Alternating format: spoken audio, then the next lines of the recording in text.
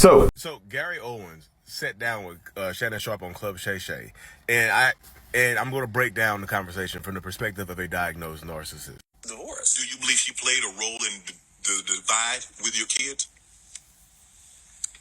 I'll say I'll take the blame because I didn't ensure that my relationship with them was so strong that no matter what anybody said to them, they could be like, "Nah, my dad's good." So, I was gone a lot. Right. I'm on the road. Right. And that's part of the deal. But I really don't know. I don't want to throw stones and stuff. I don't know. I don't know if she's at the house saying your dad ain't. I don't know.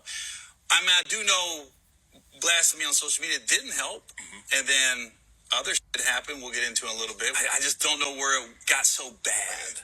You know what I mean? That I'm just literally the worst human being on the planet. So y'all, this is not me trying to say that Gary Owens is a narcissist, y'all.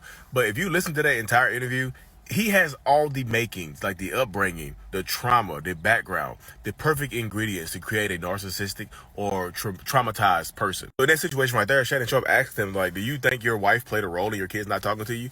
But then he's just like, I take the blame because I didn't build that bond or whatever. But then he goes on to just say, I don't know if she's talking junk about me at the house. I don't know. She blasted me on social media. I know that didn't help.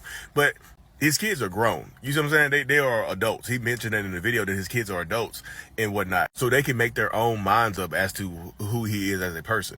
Could the mom have said something? Yeah, absolutely. But in these situations, as adults, because the relationship they didn't stop talking to him until until the divorce started to happen.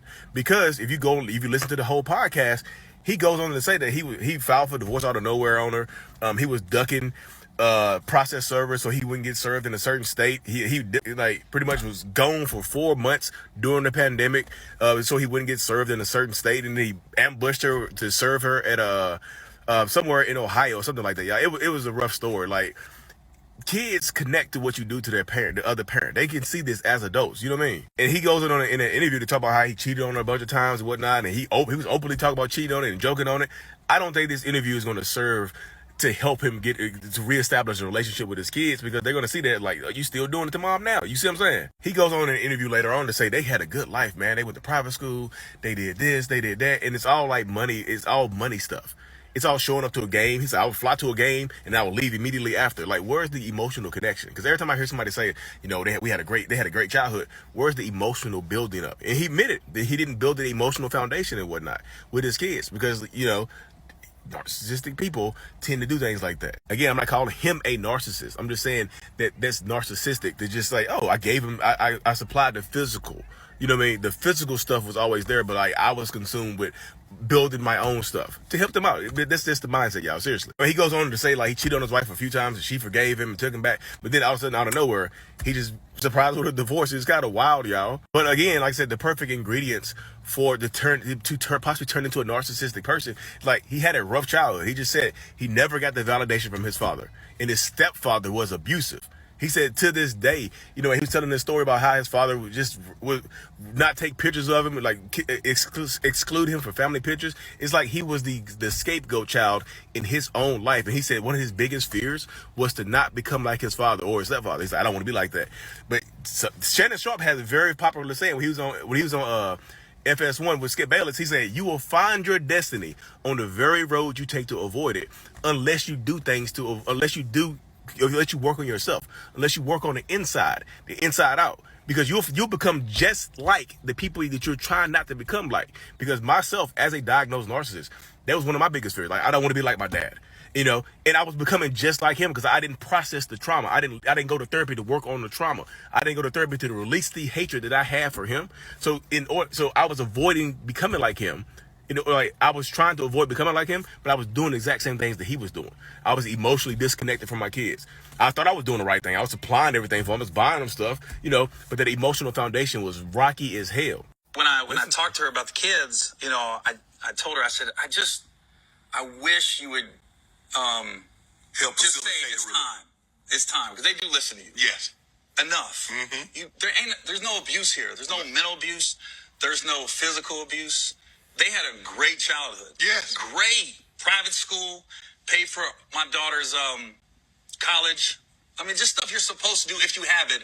You notice right there, he said there was no abuse. There was no physical abuse. There was no mental abuse. to the kids. You see what I'm saying? Like, but there was neglect. He said it earlier. He's like, I didn't build that emotional bond, so there was neglect.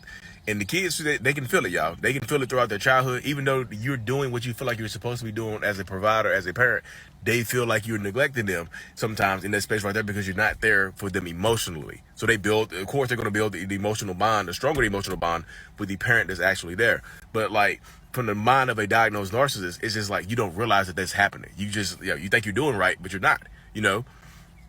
But he also said he wished that the ex-wife or whatever, could help him rekindle the relationship and whatnot, because he doesn't know what else he can do. Like, my advice to Gary Owen, and I know I'm a nobody to them and whatnot, but it would be to stop asking the wife for help, the ex-wife.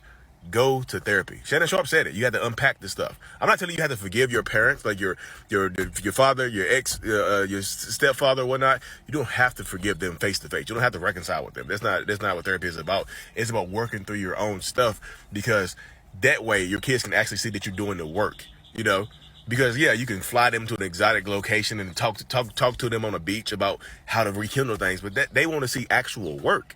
You know, you might not see the problem within yourself, like me. I didn't see the problem within myself until I went to therapy, until my wife left. You know, it's just in that space right there. You don't see the actual problem that you are.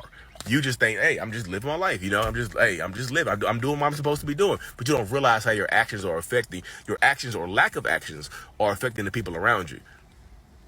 And I'll end it with this right here. The lack of emotional and physical abuse for the kids. Yeah, that can be true, but like, they can see you. And they can hear you talking online right now about cheating on their mom and whatnot, and how you put their mom through it.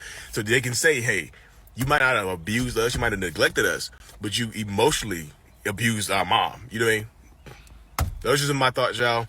What do you think? Leave in the comment section. Make sure you follow me for more breakdowns and things like that. Peace. Thank you so much for making it to the end of my video. I am extremely grateful for you. Have no idea. If you haven't already, make sure you go ahead and subscribe to the channel. Helps reach more people. And click on the screen to watch another video or to browse through another playlist. There's also a link on the screen to check out my courses and my support groups to help you heal and understand what you've been through. Thank you so much again. I will see you in the next video. Peace.